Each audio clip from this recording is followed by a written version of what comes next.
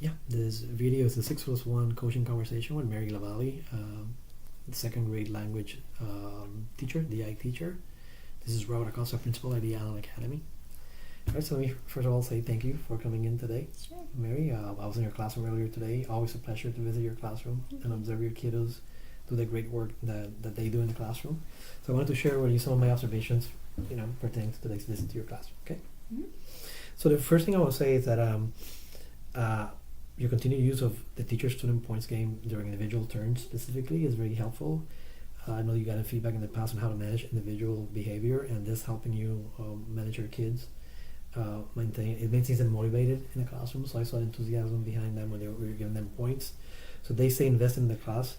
I've seen the growth and improvement in student behavior and compliance with your multiple uses, not just with the student-teacher points, but also Kickboard as well. So you do a good combination of both. I think that's helping a whole lot with that specific class. And I think the new classroom setting it seems to be also helping somewhat, but again, kudos go to your use of those kind of strategies to keep the students, engaged. Mm-hmm. And by the way, I think that a big piece of feedback that I have for you around the praise is that the last time that we spoke specifically about students needing to master content around the opposites, antonyms, and I know that at the time we spoke about different strategies that you're going to implement. And when I was looking at the most recent data around synonyms and antonyms, I realized that all of the kids are passing now at very high levels of percent, mostly like 100%. So I wanted you to share with me a little bit about your success and what you learned from that success. Yeah, so we did a couple of things. I was doing basically like a warm-up with them every day with the synonyms and opposites that they were having a hard time with, so that definitely helped. But then we also worked together to create a word wall. So the students worked in groups to come up with 2 pairs of synonyms, and then I put those up on the wall, and it was kind of exciting for them to see their work as part of the word wall. And then also I created some like manipulative independent worksheets, which they really liked. So it was basically just a sheet of paper like this, and it had a list of words, and they had to cut it into strips, and then they'd fold the strip over and write the word that was the opposite. So they could just kind of go through and be like, what's the opposite of under? What's the opposite of over? And they could see and they could kind flip. of flip back and forth to look at those words. Yeah, really nice, really cool. Because I know that we spoke specifically about some kind of manipulatives the last time that we spoke, and seeing the effect it had. I mean, when I look at the data, it just jumped at me when I saw. I was so happy for them. It worked. So I thought that was really awesome. So as we continue to move on, right, to get you to higher levels of execution in your class, and I thought that was a great example of how you can actually turn things around. This time when I was in your classroom, I'm looking at, let me see here, there's a couple of students out of 10, just 2 of them, who oftentimes were droning during the question and answer portion of the exercise. So I'm listening to the students when you're asking them questions about different types of animals and what categories the animals wear, and the bird, and it's a feathered animal. And so I heard some of the droning from a couple of the kids. And in the meantime, one specific student kept reaching back and looking back, kind of distracted. So I want to bring you back to the need to really engage students at 100% type of mastery. And my question to you would be, like, why do you think that not 100% are engaged throughout most of the lesson? I just want to get some feedback from you. I mean, that's something that I've sort of been struggling a lot with just generally as a language teacher of DI. I think one of the things that these kids struggle with, specifically the kids in the lower groups, is they have a hard time sitting still with nothing in their hands. And so they're in a new environment now where there's an entire class of kids behind them, and I think that's something that they're still taking the time to adjust to. So I think that that's definitely one thing. And I'm trying to intersperse some different kinds of things in between lessons. Now that I have an hour and a half, it's kind of good because I have a little bit of wiggle room there. But I'm using those times to go over things that they missed on their tests the first time. Okay. So, and I've found that there's a lot more student engagement after I kind of break away and do something a little bit different and then come back to the lesson. So, for instance... So a little bit of change of pace, a little bit of change of... Yeah, so on their test they had a hard time with... it was like a basic calendar fact. So, what day is 1 week from a Monday? And they had a really hard time with 1 week from Monday is Monday. So today we went every time the calendar came up, I kind of broke away into a separate thing where we talked about what's one day from Thursday, what's one day from Friday, and I kind of made it into a game, and they really liked that. So I'm working to incorporate little things like that more, because when they think it's a game, they're just super engaged. I think that sounds like a great idea. Because my feedback to you is, from our side, we like using Teach Like a Champion a lot, and we use 100%. And the continuous use of the expectation of 100% for students, it pays off. Initially, it takes a lot of effort on the upfront, but eventually students get used to it and they start holding themselves accountable even before you say it. So my suggestion from my end is using 100% with your students. I'm going to give you specific verbiage, but I also like the second part of your idea, which is the changing of pace, perhaps, and the changing of the activities in ways that you can still spiral the word that they need to learn. And it's sort of showing me that, like, if they didn't get it the first time, maybe we need to learn it through a different mode of learning. So maybe auditory learning is difficult for that concept. How else can we talk about it? So, for instance, in Virginia, one of the groups that I just tested, they had a really hard time with classification. So we're talking about which class is the biggest out of a list of 3 things. So we used our notebooks to draw a diagram of the different classes. So in the smallest, we did 3 circles. In the smallest circle, there's only one thing. The thing I used was grass. So grass is the smallest class name for grass. The next biggest class name is plants. So let's draw a whole bunch of different plants in the next circle. And then the bigger class after that is living things. So that's plants, animals. So then it was easy for them to look at their picture and say, which class is the smallest? Oh, it's the one in the smallest circle. Or they could have like a visual sort of representation of what I was trying to teach them. That helps a lot of our ELL students. So I definitely encourage you to keep using it. I'm sure that you've noticed that when you use that, the students are engaged. Absolutely. And they tend to distract less. So I think you're definitely going the right way. I would like to come to your class and observe some of those strategies. Okay. Because I think those are some that I would like for you at some point to share with some of the other DI teachers. Sure. Because I had that conversation with other teachers, like with EL students, you need to use more graphic and more tangible representations. I know that we have the script and we follow the script, but there's many opportunities to insert little things like this.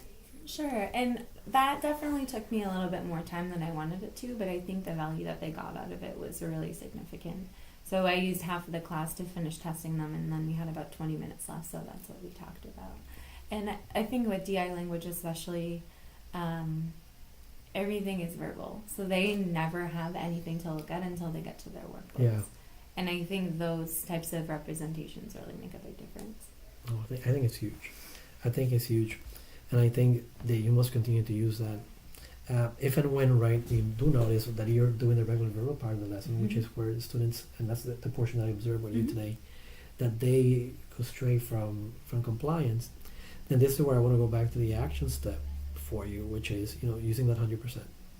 And not moving forward with the lesson until you get 100% of them and attention.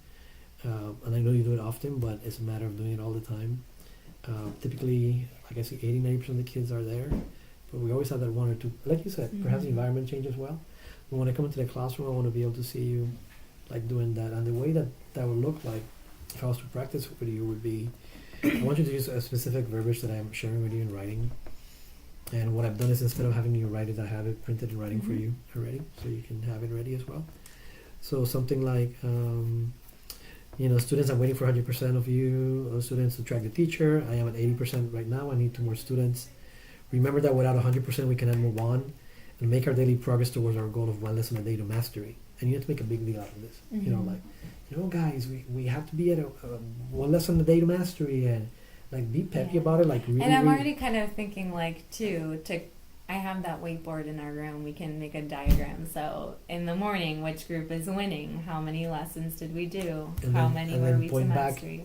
Point back at it so they can get that engagement part. Because I know DI is a lot of content and there's a lot of script. But if you plan ahead of time for those little moments, like having the visual of where the classes are at, and you just demand 100%, right? But at the same time, there's a reason for it. Mastery and lesson progress. And you guys moving ahead. To them a lot. So, and if you continue to do this every day, you increase the amount of engagement. Also calling them to the star position as well, star student position, but verbalize it.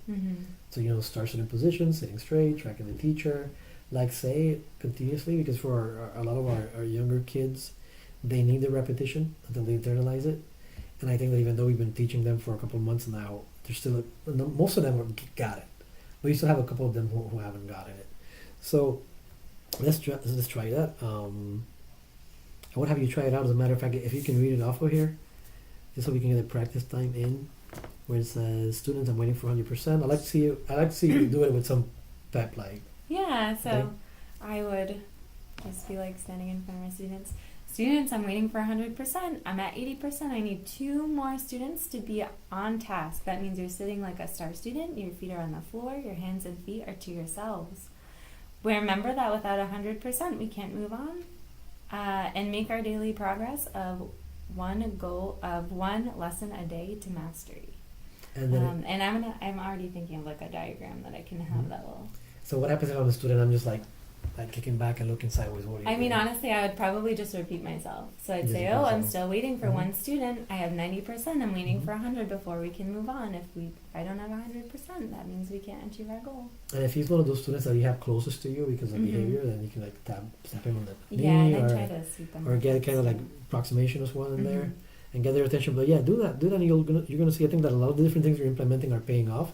Your classroom keeps getting better and better whenever I get there in terms of the student behavior. The data's showing it as well, so I'm really excited. So let's plan like for the next time that I come in that 100% is gonna be like really up there. Okay. And I think now as part of the +1 part, I want to look at some of the most recent data that we have for class we were talking about earlier. Yeah. So here's my this plan is really big. So we're looking at Virginia, right? Yeah. So Virginia, though I tested them. Also, I was thinking about this too. I was doing their test on Friday, which was a little bit of a there was a tornado and so I'm wondering if that might have affected their scores as well. But 10 out of the 13 passed, and the 2 of the students who didn't pass, they were very close at. I think they were both at an 86%. 86%. And almost all of the other students who also passed were at 100. So because for DI, for those who don't know DI, you gotta be at 90% with some of these tests to achieve mastery. So I'm making the notation so that whoever sees the video, if they're not DI teacher, they would know. So 2 of them had 86. 1 question away. Most of them, everybody else except 1 had 100. So can you tell me why do you think that the one who didn't get 100 or the one that didn't pass, like I guess in this case Luis, what are some of the reasons why you think he's struggling? Well, I'm not sure with Luis. He's extremely studious and extremely smart. So I don't know if he's like a very quiet student and has like test anxiety, or if there's some kind of like language barrier there. He's only been in my group for, this would be his 2nd test, but his first test was like right when he came in. Where did he come from? Is he new or did he come from another group? No, he came from, he was in 1st grade, SIGS 1. And then they bumped him up. Okay.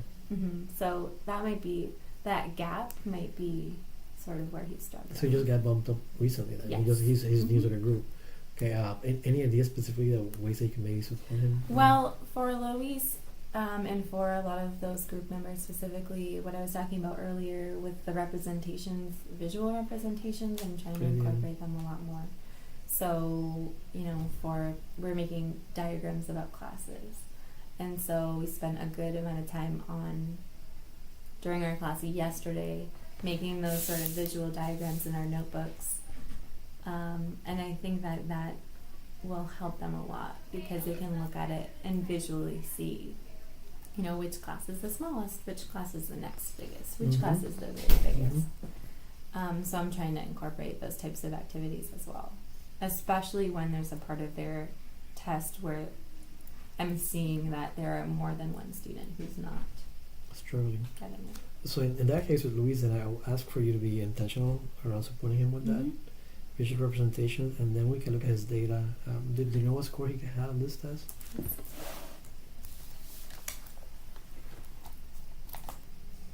Let me look at independent practice. It seems like he's the one in this group that's our student of concern. So actually, Luis was at an 86 too, so he was very close as well. Oh wow. Okay. Well, you know, when looking at the numbers, an 86 and the other students 100%, it does seem that your use of the graphic representations strategy is really paying off. Because I'm looking at the numbers again, and they seem consistent. Like students are passing. And I'm also just, especially with that group as well, there are a lot of students that have had behavior issues within the past, and I just kind of like got very strict with them these past few weeks. You know, I'm not going to move on unless everybody's paying attention, and I'm not going to talk over you. And I think that made a huge difference, and I think I could see that in my test score. Yeah, I'm really excited. I'm really excited about the data. So I think you're on the right path. I think visual graphic representations, but also the 100%. Like 100% of the time, it's going to continue to pay off. So, yeah, let's do that the next time. Okay. I'll probably come. Typically, you know, I come Mondays or Tuesdays. So when I come back next week, I'll be looking for that, and I'll hold you accountable to that. Okay, for sure. But I've seen like great growth in the data. I'm really happy about it, and just keep the great work. Be happy with your kiddos, okay? Thank you. Thank you, Ms. Lavati. Thank you so much.